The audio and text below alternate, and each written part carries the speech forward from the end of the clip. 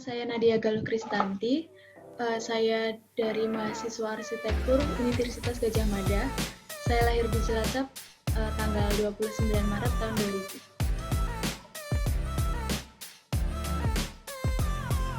2000. Ya, pertama itu ada di share di kampus, ada di grup online kampus gitu. Dan ada posternya, kemudian saya cek di Instagram, dan di sana saya dapat keterangan lebih lanjut. Di sini sangat relevan dengan kondisi sekarang ini ya, karena lagi ada COVID. Lalu tema yang diangkat juga mengenai itu. Lalu juga dengan diadakan di masa pandemi ini juga untuk mengisi kegiatan positif gitu.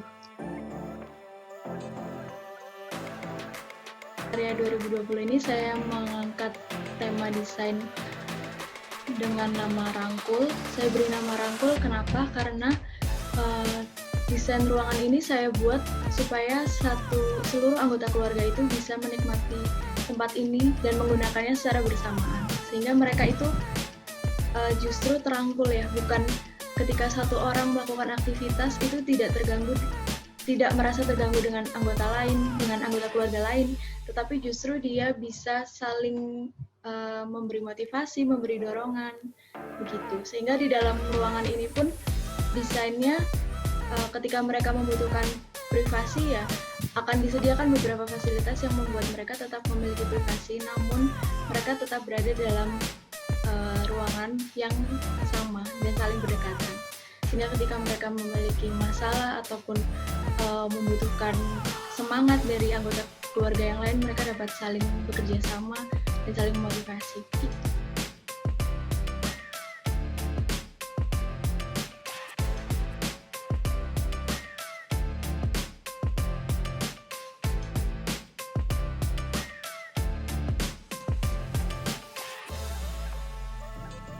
Keluarga ini terdiri dari ayah, ibu, dan 2 orang anak perempuan. Ayah ini berprofesi sebagai dosen, kemudian sang ibu sebagai konsultan accounting, kemudian 2 anak perempuannya, anak pertama masih berada di bangku SMA, dan anak yang kedua ada di SMP.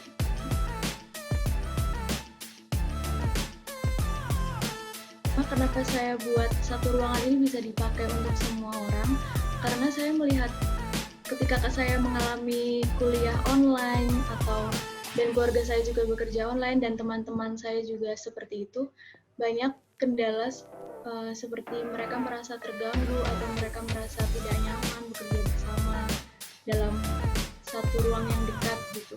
Tapi justru dengan desain saya ini, saya ingin membuat sebenarnya bisa kok mereka bekerja dalam satu ruangan namun tidak saling terganggu gitu. Kemudian saya taruh juga di belakang rumah yang di sana juga ada halaman, sehingga ketika ada bukaan-bukaan di sana yang lebar itu memberi visual lain gitu, visual yang lebih alami, sehingga mereka tidak merasa ada di dalam rumah yang rasanya itu dan semacam itu, tapi bisa ada nuansa alaminya gitu di sana.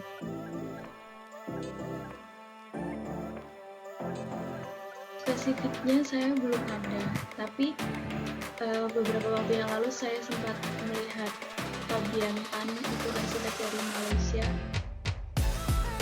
Ya, itu saya cukup tertarik dengan dia karena desainnya itu tidak seperti pada umumnya begitu. Seperti apa yang ada di imajinasi itu bisa dia nyatakan menjadi nyata dalam suatu bentuk bangunan. Mungkin lebih ke konsep-konsepnya seperti using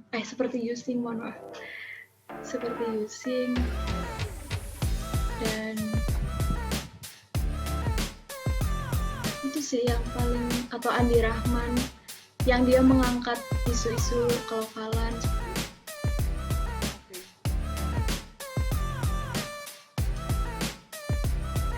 Waktu itu kebetulan saya telat lihatnya, jadi saya sambil buka di YouTube-nya itu, saya juga buka window lain gitu. Terus ketika saya iseng mau lihat ke YouTube-nya, tiba-tiba pas benar-benar nama saya itu lagi keluar.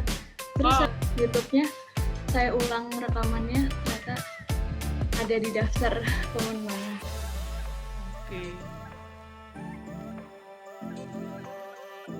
Pertama kali sebenarnya. Pertama kali.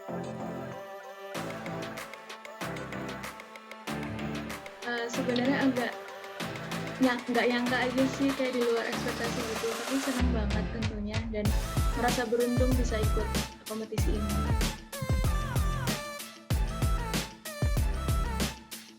Saya justru kompetisi ini rasanya tidak seperti sedang membuat kompetisi ya, karena tema yang diangkat itu sangat dekat dengan diri kita, karena yang didesain itu sebuah ruangan gitu.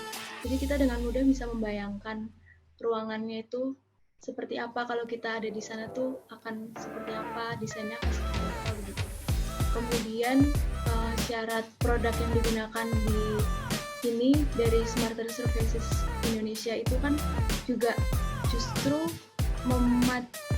memberi inspirasi untuk membuat ruangannya itu lebih kreatif lagi gitu. Karena dari produk-produk itu membuat ruangan tuh bisa sangat fleksibel gitu. Dan saya ini ya, semoga dengan adanya kompetisi ini itu justru bisa memacu kita untuk terus kreatif, untuk terus berinovasi, untuk terus berkarya. Dan menang kalah sebenarnya hanya bonus, karena saya juga tidak berekspektasi untuk apapun, tapi ini jadi media untuk berlatih juga sih sebenarnya. Kemungkinan besar saya akan ikut lagi. Oke. Saya hanya berterima kasih juga atas kesempatannya sudah mengadakan kompetisi ini, terlebih di situasi pandemi ini ya, karena kemarin cukup bingung mau ngapain, terus kemudian ada kompetisi ini dan bisa jadi sesuatu yang positif juga.